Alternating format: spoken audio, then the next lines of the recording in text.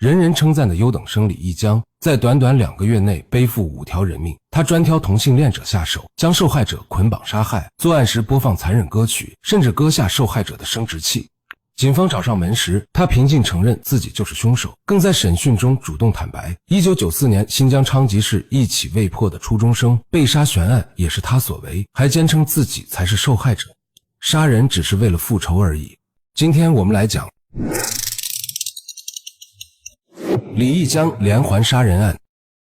2003年3月19日晚，北京海淀区的志淵源家中，其父母照常致電，兒子卻無人接聽。2天後，憂心忡忡的父母在物業協助下打開房門，竟發現志淵源被捆綁在椅子上，渾身布滿刀痕，早已沒了呼吸。警方勘察現場時，提取到一枚清晰指紋，同時發現志淵源的捆綁方式與刀傷形態和近3個月北京發生的另外4起男性死亡案件高度吻合。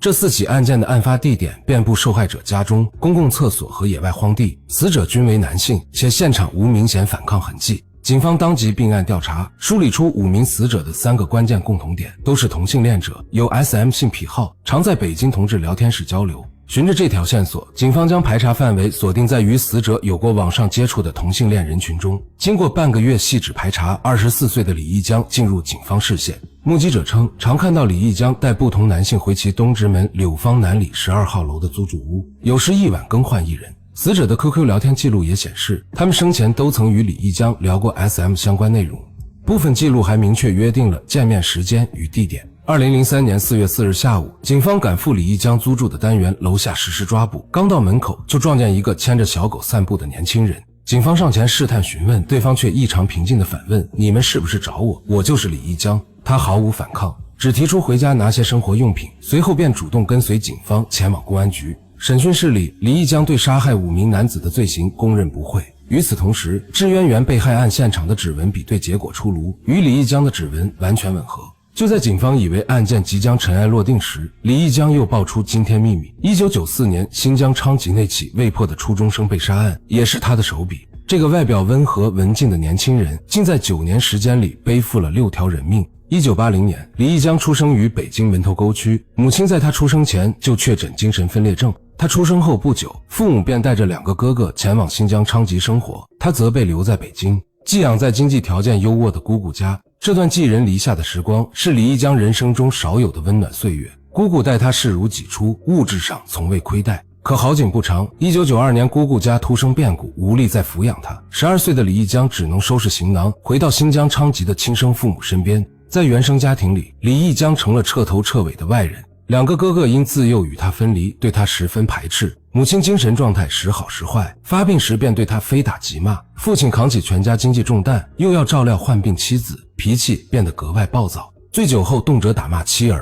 每當李一江被母親毆打，哥哥們都視而不見，有時還會聯手欺負他。為了躲避家中暴力，李一江每天天不亮就去學校，放學後主動留在教室打掃衛生，直到天黑透才迫不得已回家。在學校裡，他是老師眼中熱情負責的好學生，還被推選為班長。這種被認可的感覺是他在家中從未體會過的。上初中後，同班同學唐某成了李一江唯一的精神寄托。起初他以朋友身份接近唐某，後來這份友情逐漸變質，萌生了愛意。1994年初，14歲的李一江鼓起勇氣向唐某坦白心意，卻遭到對方拒絕，還被用二尾子這種極具侮辱性的詞彙辱罵。被拒的憤怒與屈辱在李一江心中不斷積壓，他認定唐某背叛了2人的感情。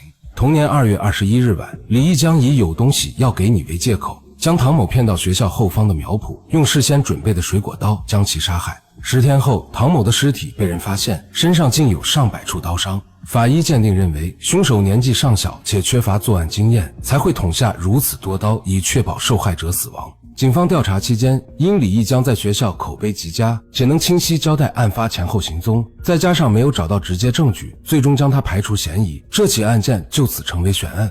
同年12月，殺害唐某大半年後，李一江在放學路上不小心撞倒一名成年男子，對方并未發怒，反而笑着邀請他一起吃飯。李一江本就不願回家，面對母親的打罵，便不假思索地答應了。飯桌上，男子不停勸酒，很快将李一江灌醉，隨後謊稱送他回家，卻將他帶到一處無人公園實施侵犯。李一江醒來後拖着疼痛的身體回家，此後連續半個多月，他每天背着西瓜刀在遇見男子的路上蹲守報仇，可對方卻销聲匿跡。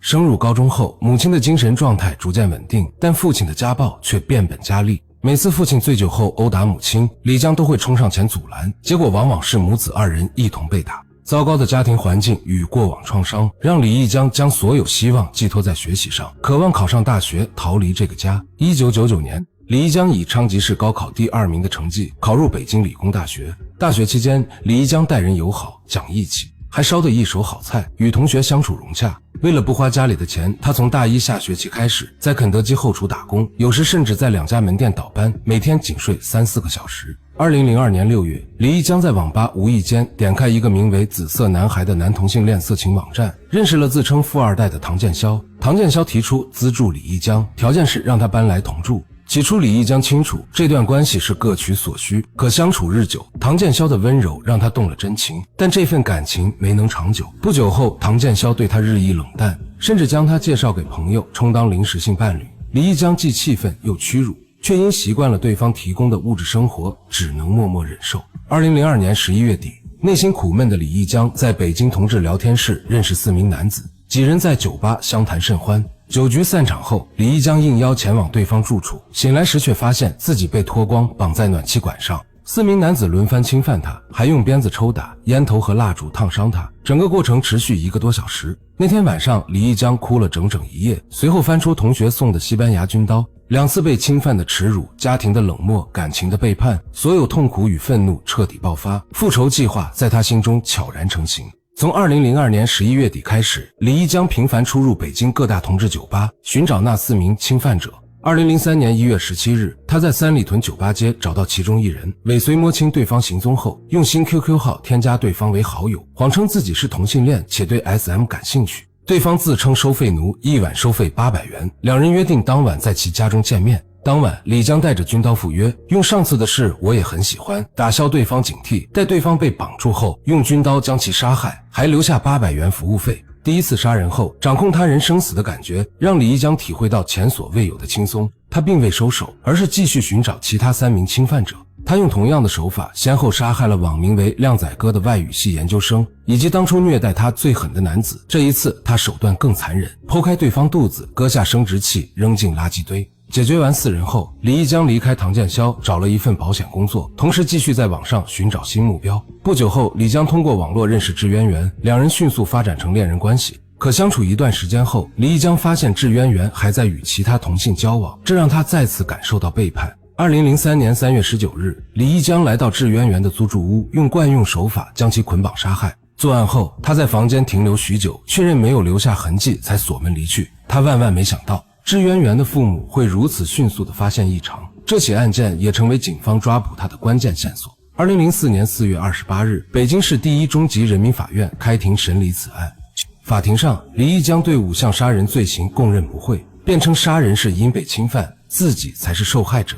但他的說法引發諸多爭議，受害者作為施虐方卻任由他捆綁扮演受虐方，不符合 SM 角色難以調換的常識。他自稱被侵犯，卻能輕易找到4人的行蹤，也不合常理。庭審中，辯護律師以李一江成長經歷充滿創傷為由，請求從輕判決。公訴機關則認為其作案手段殘忍，情節惡劣，且毫無悔罪表現，應當判處死刑。最終，1審法院判決李江死刑，剝奪政治權利終身。李一江提起上訴後，2審法院維持原判。2004年8月20日上午，李一江被押往刑场。臨行前，他與父母見了最後一面。精神模糊的母親不知兒子即將被執行死刑，李一江哭着謊稱自己要出國學習，叮囑父母好好生活。當日稍晚，李一江被執行槍決，年僅24歲。值得一提的是，關於李一江的殺人數量一直存在不同說法，有報道稱他共殺7人，但法院判決書僅認定了智淵源等5人的案件，唐某被害案及其他命案因僅有李一江口供，缺乏物證未被認定。回望李一江的一生，這場悲劇始於家庭暴力與性侵創傷，最終讓他從受害者淪為雙手沾滿鮮血的施暴者，令人唏噓，更引人深思。